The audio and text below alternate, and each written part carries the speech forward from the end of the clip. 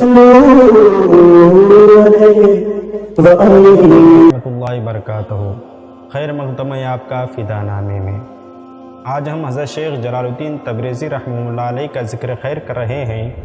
آپ خانوادہ چشت میں ایک عظیم شیخ ہیں۔ آپ کو حضرت خواجہ قطب الدین بختیار کاکی رحمہ اللہ علیہ سے روحانی فیض ملا۔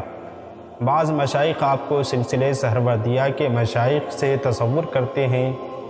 کشف و کرامات میں بے نظیر تھے، ترک و تجرد میں بے مثال تھے۔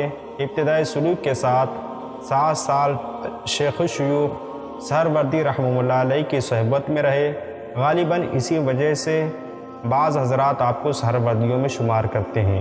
اگرچہ حضرت شیخ جلال الدین تبریزی حضرت شیخ ابو سعید تبریزی قدس سرہ کے مرید تھے، مگر ابو سعید کی وفات کے بعد آپ شیخ الشیوخ کی خدمت میں حاضر ہوئے اور کمال کو پہنچے۔ عرصہ بعد آپ کی ملاقات حضرت خواجہ غریب نواز معین الدین چشتی حسن سنجری رضی اللہ عنہ سے ہوئی۔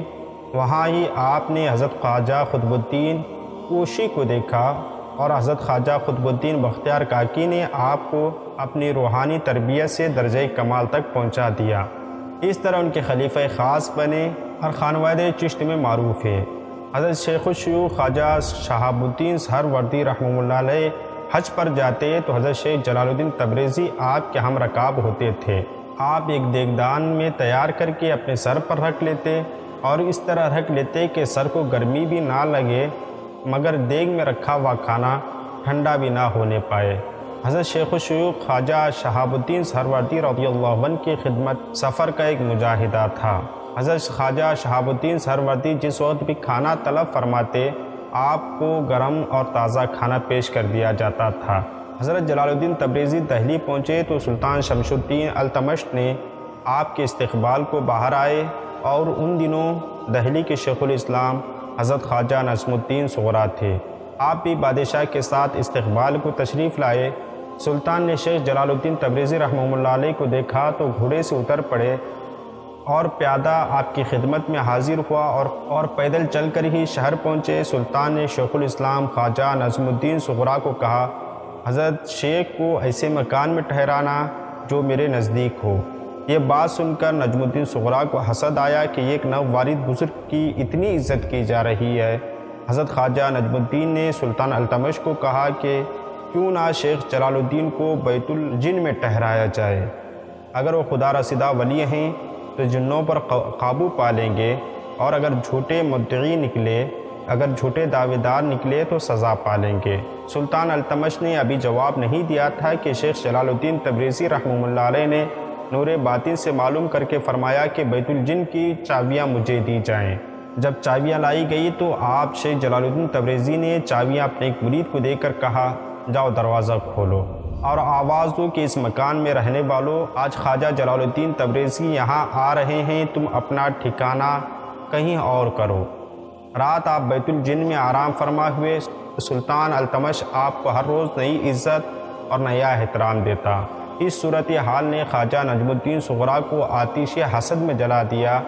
وہ سوچتے رہتے کہ جلال الدین تبریزی کو کسی ایسے الزام میں ملوث کیا جائے کہ بادشاہ خود ہی انہیں دہلی سے نکال دے۔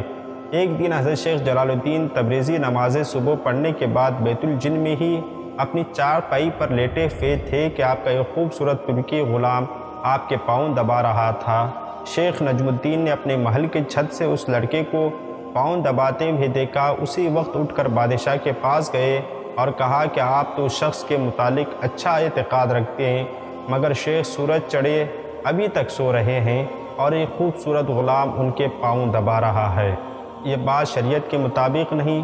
شیخ نے لیٹے لیٹے ہی صورتحال کو پا لیا اور وہیں سے چادر ہٹا کر بلند آواز سے کہا، نجم الدین، اگر تم تھوڑا سا پہلے دیکھتے تو اس غلام کو میری بغل میں پاتے۔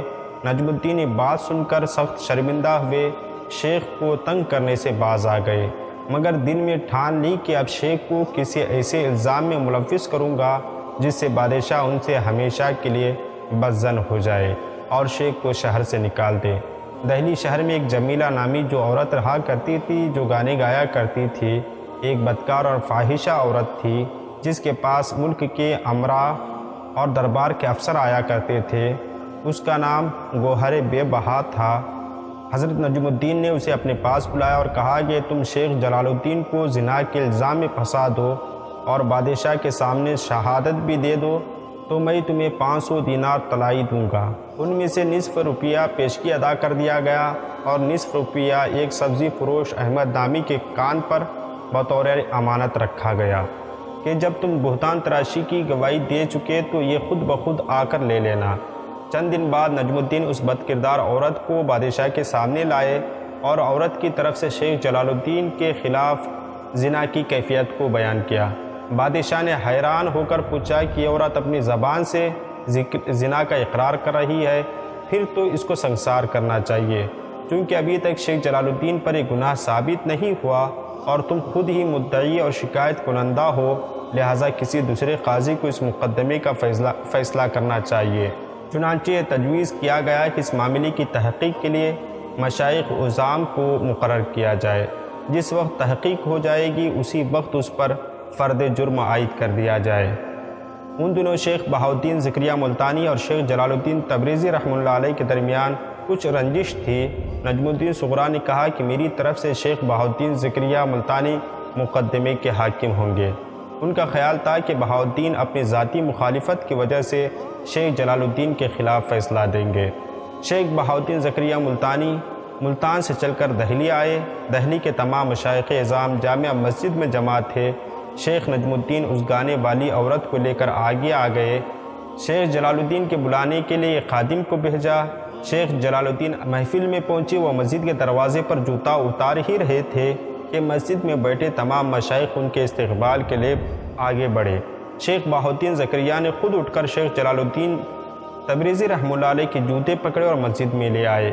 یہ صورتحال دیکھ کر تمام حاضرین حیران رہ گئے۔ شیخ بہاؤالدین ذکریہ ملتانی نے فرمایا، میں شیخ جلال الدین کی جوتوں کی خاک کو اپنی آنکھوں کا سرما بنانا چاہتا ہوں، کیونکہ آج 7 سال تک سفر و حضر میں شیخ المشائخ خواجہ شہاب الدین سہروردی رحمہ اللہ علیہ کے ساتھ رہے ہیں۔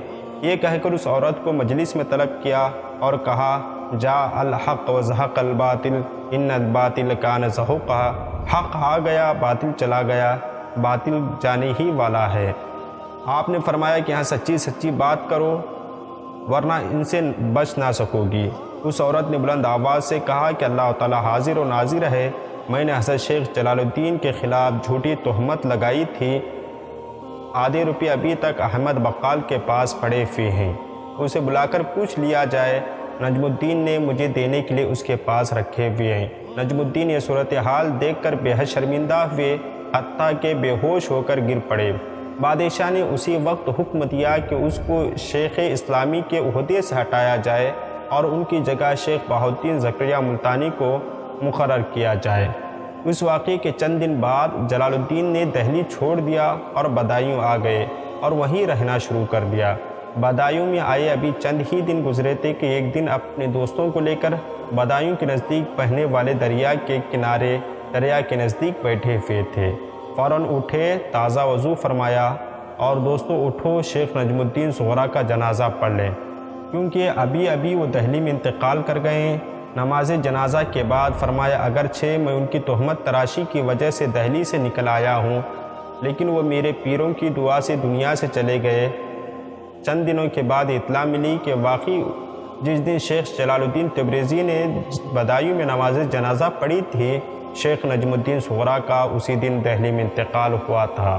بدایوں میں حضرت شیخ جلال الدین اپنے مکان کی دہلیز پر بیٹھے تھے کہ گلی سے ایک ہندو گزرا جو لسی بیچ رہا تھا۔